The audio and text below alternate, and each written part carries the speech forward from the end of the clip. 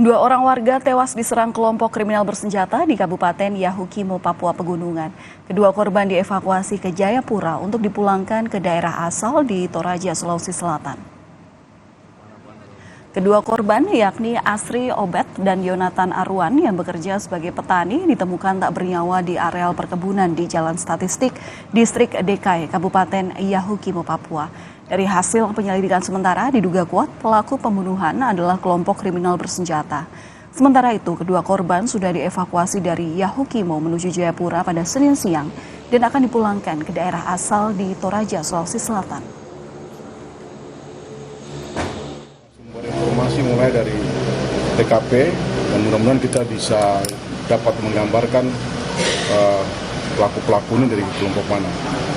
Tentunya tadi juga saya sudah minta untuk ke Karop untuk segera berkoordinasi apabila kita harus menambah perkuatan karena saya lihat kan sudah dalam minggu ini itu selangnya 2 hari berturut-turut kejadian terhadap penganiayaan. Sehingga kita akan menghitung bagaimana untuk mempertebal perkuatan yang ada di wilayah.